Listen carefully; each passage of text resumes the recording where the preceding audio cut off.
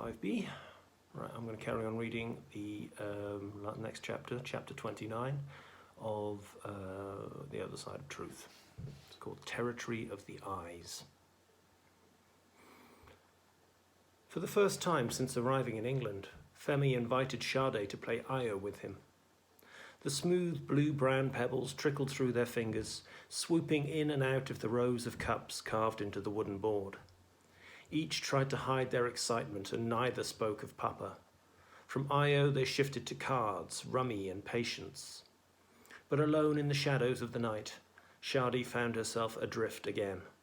She tossed in her bed thinking about Papa, trying to shut out memories of their last terrible day at home. Yet as soon as she blanked those out, other awful pictures slunk in. Papa lying on a narrow metal bed in a cold dark cell, with only a tiny barred window for light. Someone in a white coat, like Hawkman, grasping Papa's hand, forcing his fingers onto an ink pad. Handcuffs snapped onto Papa's wrists. Sade tried to chase away these pictures by recalling Papa's voice on the telephone. Thank God you both are safe. She'd been too numb to capture the rest. Everything was jumbled in her brain. Papa speaking from inside a prison, yet his words escaping like a genie from a bottle. In the morning, Sade willed the hands on the clock to hurry as they waited for Mama Apia. Femi tried to cover up his nervousness, but Sade could tell he was wound up like a spring. When at last they were seated in Mama Apia's old beige Ford, with Femi in front and Sade behind, the car seemed painfully slow. It nudged its way through mile upon mile of crowded London streets. Even when they reached the highway, that too was choked with traffic. It was only after passing a large green sign with a white arrow pointing to Oxford that Sade felt they were finally taking off. She tapped Femi's shoulder. Do you remember Tortoise when he flew to the feast in the sky? Mama Apia chuckled. I know that story too. I couldn't make this cold car fly even if I wanted to. Sade edged back into her seat as the car rattled and shook along a road that snaked between fields of brown earth and grey-green hills. The scenery outside was like a film or a fairy story. Nothing would be real until they saw Papa. But how strange that his prison was near Oxford. 2 enormous books stand on Papa's desk like fat generals in royal blue uniform, each with a red and green stripe on his cap. They're wedged upright between a pair of gleaming ebony Oko and Ayawo heads that are twice as large and stout as the couple on Sade's own desk. The 2 volumes of the shorter Oxford English Dictionary hold place of honour in Papa's study. Mama says that each is almost as heavy as a newborn baby. Treat them with care. Open them only on the table so their spines do not break. Sade loves the little row of fingernail half-moons slanting down the right-hand side, each with its own gold letter of the alphabet. Papa tries to leave a small space clear of papers so the dictionary can be consulted without him being troubled. But sometimes, if he's working at his desk, he stops to ask what word she is seeking. Sade much prefers to consult the Oxford, as they call it, rather than her own school dictionary. The name Heathlands did not sound like a prison, but when Sade and Femi clambered out of the country lane where Mama Apia parked, they stared up at a 6-metre-high wire fence, topped with great loops of barbed wire. Behind the thick poles in the wire, a cluster of large brown brick buildings loomed above a tarmac yard. Every window was barred. Was Papa behind one of them? Waiting, watching. Impatiently, they both searched the rows of windows, but the bars were too dense and the glass too dark to see anyone or anything. As they approached a metal gate in the fence, there was a curious buzzing. Slowly the gate swung open as if pulled by some invisible force. A small square office overlooked the gate, and through the large plate glass window, Sade glimpsed 3 figures in black and white uniforms. Once again, they were entering the territory of the eyes. Inside, at the desk ahead of them, a visitor was arguing. It's only fruit for my friend. You can check it. We're sorry, sir, it's not allowed. Your friend gets fruit at mealtimes. Not like this. I brought pineapples and mangoes especially. Check them. The eyes continued to refuse. They were polite, but the answer remained no. Finally, when the man agreed to leave his bag of fruit, it was their turn at the desk. The eyes and the fingers inspected the contents of Mama Apia's bag. Stepping through the metal detector door frame, Sade surveyed the stretch of open tarmac leading to the next high wire barrier. Looking upwards, she spotted the cameras. They followed a guard through 2 further gates before entering a building with a heavily locked door. Mama Apia shepherded the children into a large room lined with red chairs. People sat talking quietly in small groups and pairs. Anxiously, Sade and Femi scanned them. Papa wasn't there. They'll send for your daddy now, Mama Apia reassured. He'll be here very soon. It could have been a waiting room anywhere, with a machine for canned drinks in one corner. Mama Apia explained that Heathlands was a prison for people who wanted to live in England, but who came without permission. Doesn't look like prison, Femi muttered to Sade. See there in the corner, she whispered. There were cameras by the ceiling. The eyes were everywhere. They hovered close to the glass door. Through it they could watch the entrance desk where 2 officers sat chatting. The lady officer had smiled at the children when they entered, but neither Sade nor Femi had responded.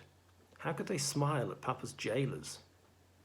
Papa was locked up behind all the wire and bars just like he was a criminal. Sade kept her eyes trained on the corridor behind the desk. Every time a figure appeared in its distant shadows, her fingernails dug deeper into her palms. Mama Apia suggested that the children sit down, but both shook their heads, choosing to stay rooted near the door.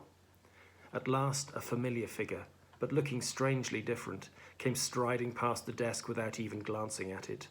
Towards the glass door, towards them. Papa! It was Papa, wasn't it? Behind a short beard and moustache, the face broke into a well-known smile. He pushed the glass aside, and in a great arc his arms swept up the children. Sade felt all stiffness give way as Papa pressed them to his chest. With Papa's breath in her hair, the tears spurted hotly down her cheeks. They soaked into her father's shirt as she heard his choking voice repeat their names.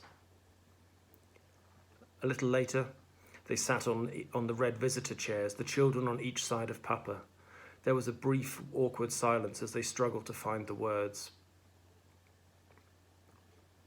Papa, why did you grow a beard? And a moustache? Femi wrinkled his nose. Sade wondered how her brother had managed to remain dry-eyed. It makes you look different, Papa. I almost thought it wasn't you, said Sade.